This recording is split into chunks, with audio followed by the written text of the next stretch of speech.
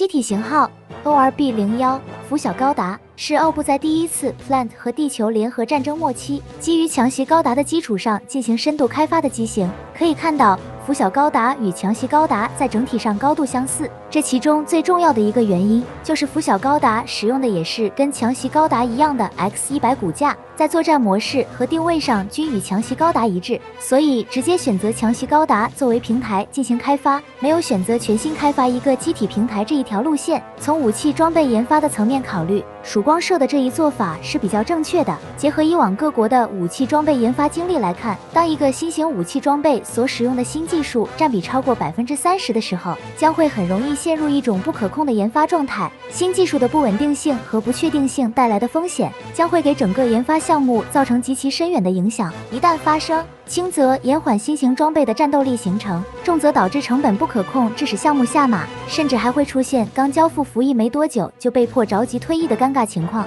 然而，拂晓高达的研制难度还是大大超出了曙光社的预期。尽管奥布前领导人乌兹米给予了全力的支持，但拂晓高达这个项目几乎榨干了曙光社的研发资源，光是资金上的成本就高出了不少，使得量产计划被迫放弃，仅交付了一架。据说因为造价过于昂贵，一架拂晓高达机体就挤占了不少奥布的国防预算，而且直到第二次Plant 与地球联合的战争开始进入尾声的时候，拂晓高达的研制工作才得以完成，这才正好赶上在扎夫特与奥布的战争当中投入作战使用。这个时候交付已经比最初的计划延后了很长时间，然后按乌兹米的遗言交付到卡加利手里，紧急前往支援奥布。可见拂晓高达的研制工作是相当的艰巨，而这个机体上最为昂贵的东西，就要数机体全身闪耀着金黄的新型装甲。该装甲取名为八指镜，能够有效化解光束武器的攻击对自身造成伤害。其内部结构分为光束衍射光栅层和超微等离子临界控制层，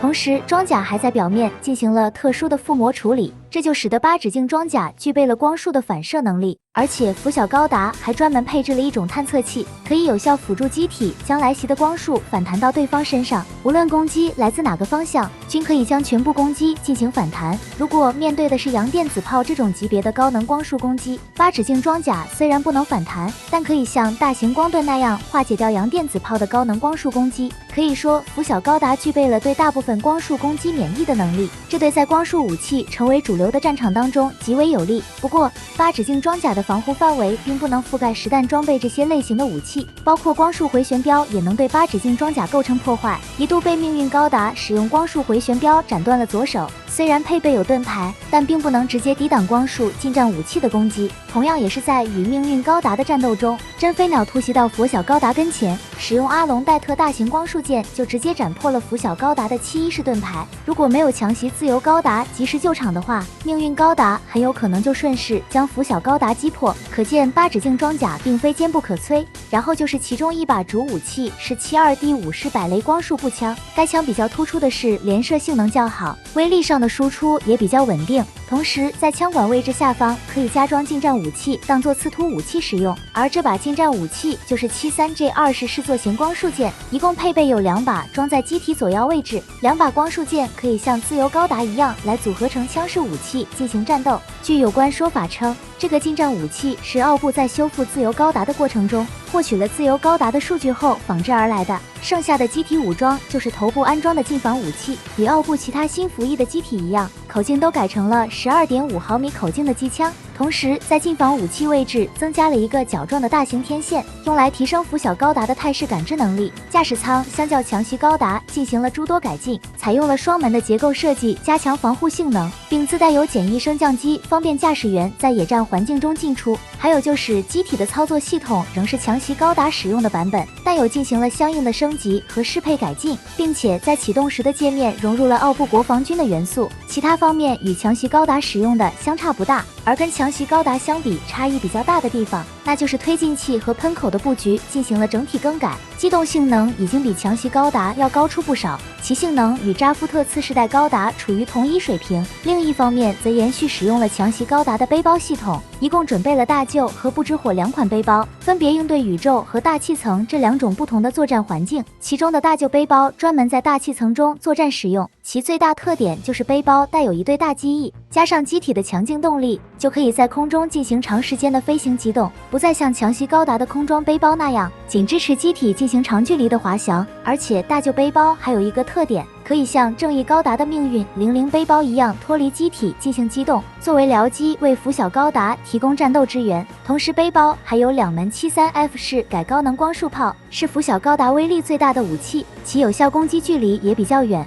看上去与自由高达的鲸鱼型等离子高能光束炮有几分相似。但使用大舅背包的拂晓高达，整体上的火力比自由高达还是要逊色一些，机体的战斗力是否强于自由高达仍是个问号。不过拂晓高达更加强力的装备要属于不知火背包，背包的体积整体看上去显得比较庞大，而与大舅背包有所不同的地方就是机体的推进器改由背包下方的推进器来代替提供动力，而背包上的武装是曙光社开发的 M5312型诱导机动光束炮塔系统，与扎夫特研制的龙骑兵系统有些类似，同样需要有高空间感知能力的人驾驶操纵，因而在进入宇宙参加弥赛亚战役的时候，拂晓高达便改由空间感知能力很强的穆拉弗拉达来负责驾驶。跟神翼高达龙骑兵控制的武装相比，拂晓高达在攻击模式上与神翼高达高度相似，但不知火背包仅配备了7组光束炮塔，光束的攻击威力基本一致，能在各个方向上展开来对敌进行攻击，但炮塔数量偏少，整体火力要比神翼高达逊色，而且缺少多重目标火控系统的辅助，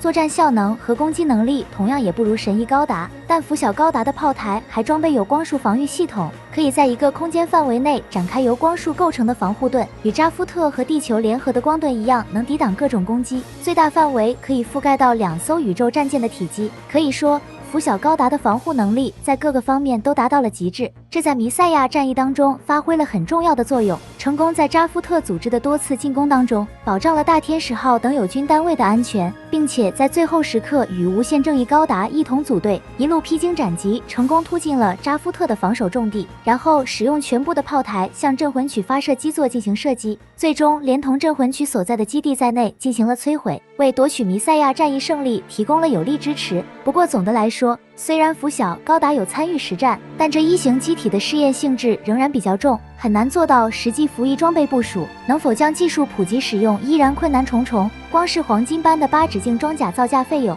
就已经跟20架村宇相当，而且这还不包括后面的维护保养费用。基本上拂晓高达是现阶段奥部军备研发的上限，在一定程度上已经透支了国力。值得一提的是，花费这么多资源也要搞出一个尖端的装备，其实也是自东亚岛国建立现代化军队以来一直秉持的思维惯性，包括现在移民到南太平洋建立起的奥部，仍没有摆脱这个思维框架的束缚，在面对难以建立系统性优势的情况下，总是习惯选择倾尽资源打造超级兵器，然后寄希望于这件超级兵器像杠杆一样一招制胜左右战局。